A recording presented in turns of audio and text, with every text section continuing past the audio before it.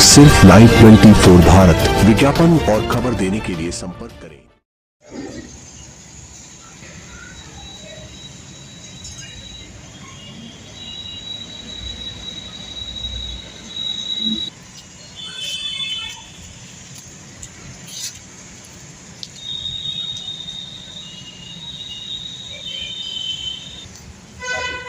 आप अपना नाम बताएं। सोम प्रताप द्विवेदी उर्फ जगत गुरु सोमा दंडी स्वामी। कहाँ निवास करते हैं?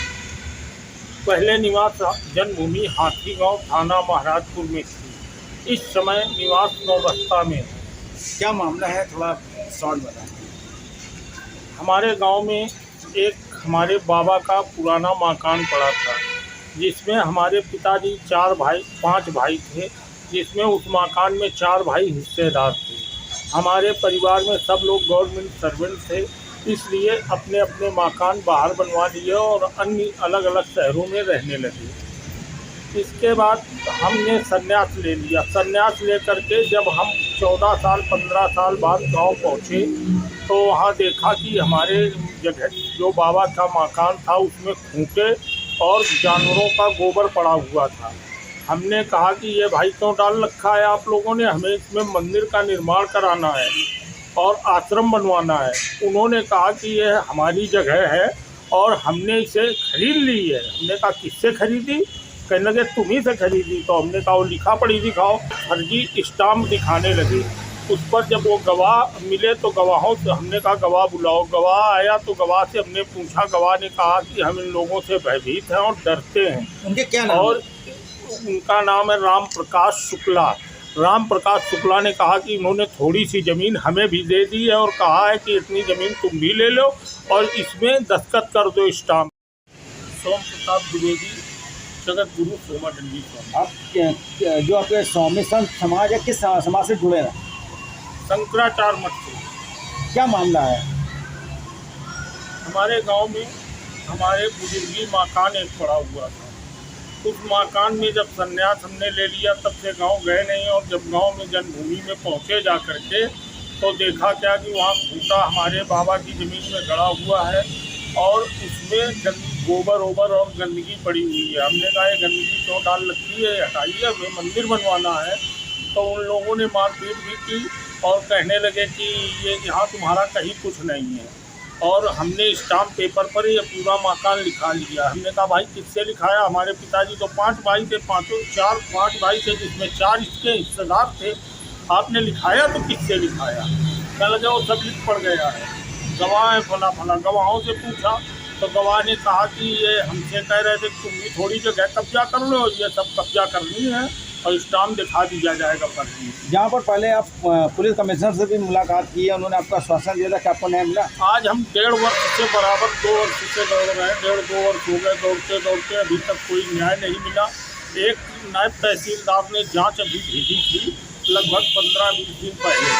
उस पर जांच पर हमारे साथ में नायब तहसीलदार थे और कानून वो थे लेखपाल थे।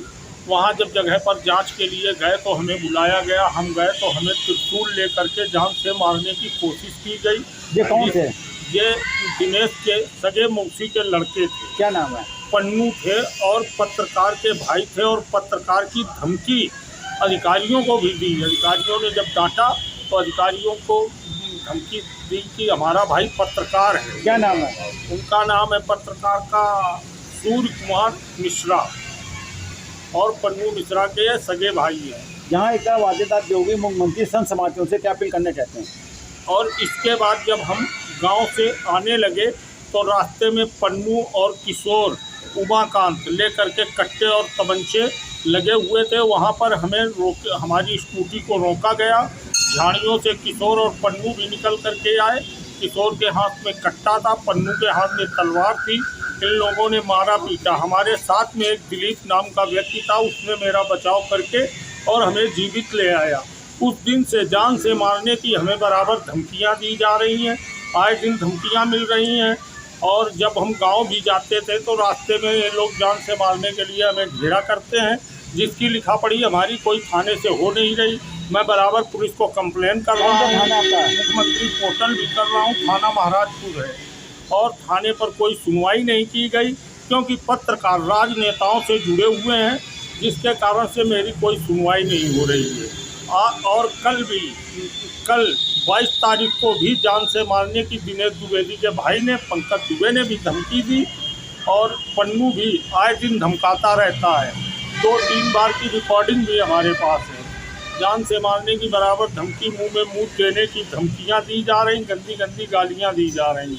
इस तरह से तो संतों का अपमान इस सरकार में हो रहा है। क्या मुख्यमंत्री से अपील करना चाहते हैं? मुख्यमंत्री से अपील करना चाहते हैं कि इन्हें जल्द से जल्द मुख्यमंत्री उठा करके और जेल भेजें ऐसे अपराधियों को, और हमारे मुकदमे को लिखा जाए और हमारी ज़मीन खाली कराई जाए, जिसमें हम आश्रम और मंदिर बनवा सकें। ये संतों के साथ में जो पाप हो रहा है, ये पाप होने से बचाएं, और ऐसा अगर नहीं होता है तो हम संत समाज को बताएंगे, अपने चारों शंकराचार्य को जाके कुंभ में बताएंगे, चारों शंकराचार्यों को बता करके, और संत समाज जा करके इस विषय में विधानसभा में हम लोग जा करके और योगी आदित्यनाथ से कहेंगे।